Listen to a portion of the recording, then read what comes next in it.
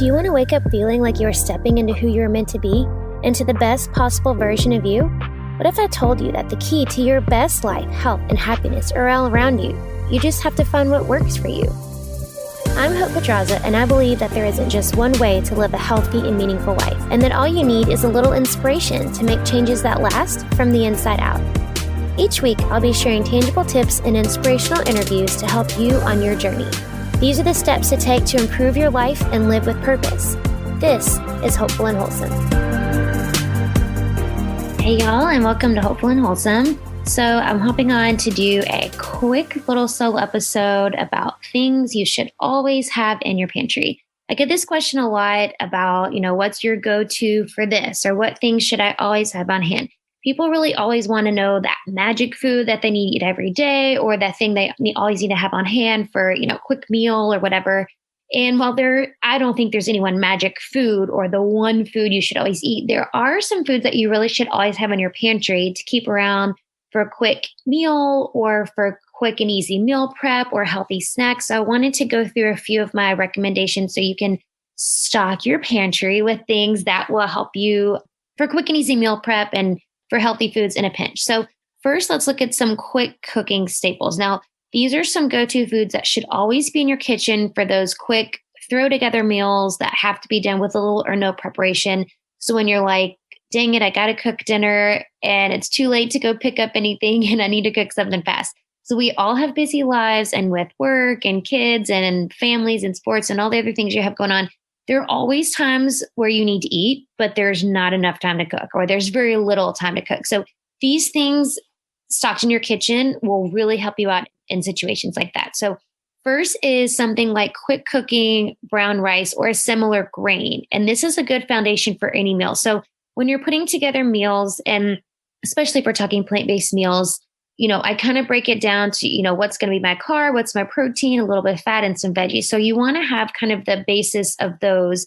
And if you keep those elements, and if you keep some quick cooking grains in your pantry, you'll always have that as a good foundation for any meal.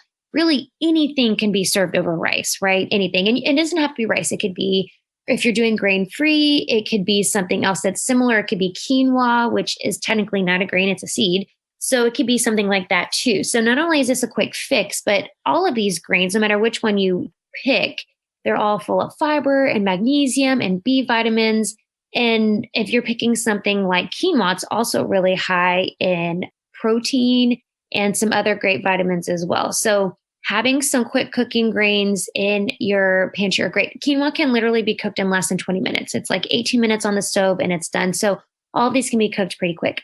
Another quick cooking carb you can use, I say carb, but really it's a great protein source, is protein pasta. Now, this is kind of a trendy thing these days. You'll find pretty much every pasta company is making some version of this, and they have it marketed under their label, but you'll find it in the pasta aisle, and you might have tried it before, but these can be made with, this protein pasta can be made with chickpeas or black beans, edamame. My favorite is the lentil pasta. Lentils are typically digested a little better than some of the other beans or legumes. And so lentil pasta is usually what I go with. Now, these pastas all cook less than 10 minutes.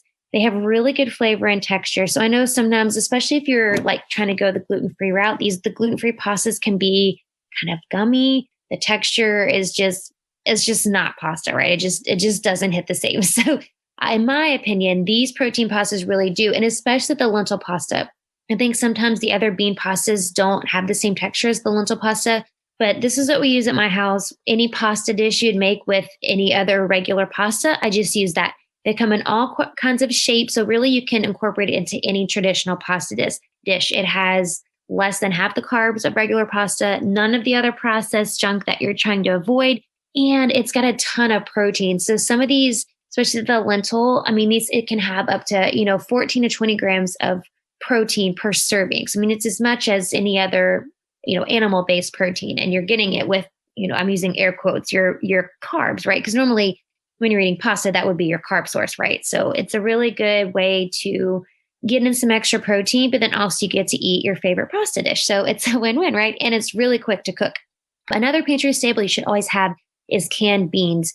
typically I would say black beans or chickpeas. Those are usually my go-tos because they're the best in terms of, balancing out carbs and fiber and protein and all of that. But they also have a ton of other vitamins and minerals. Beans are high in folate, they're high in iron. So really these can replace meat in just about any dish. And it's good to just toss into whatever you're making. And, when you don't have time to cook whole chicken breasts or ground turkey or whatever, these cans are perfect. I mean, you just crack open the can and toss it into whatever you're making. So it's super quick.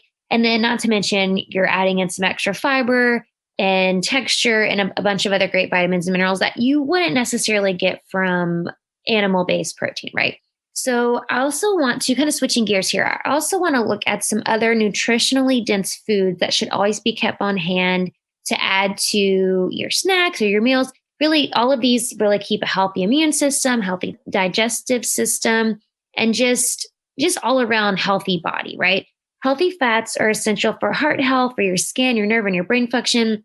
And there's some ways to incorporate these into your diet and the stuff that you should always have in your pantry. First and foremost are nut butters, mostly almond butter or sunflower seed butter. There's some really cool nut butter blends. You do want to read the ingredients on these because there's a lot of brands out there, even the brands that are, I'm using air quotes again, that are healthy brands, they add a bunch of stuff. So you want to look for added sweeteners, added sugar, or weird oils that they add to them. So just read the labels. And you notice I didn't mention peanut butter. I'm not anti-peanut butter and I'm not demonizing peanut butter, but I know that the other nuts are sometimes tolerated better than peanuts. Peanut is actually considered a legume. It's not a nut. So sometimes the other nuts are better digested and better metabolized than peanut butter. So if you're good with peanut butter, go for it. It's a great source of protein. But these other nuts, especially almond butter is really our go-to at our house. And it's just full of some other vitamins and minerals that you don't necessarily get in peanut butter. And it's digested a little bit better. Something else to keep on hand that's quick and easy is just a good quality protein powder.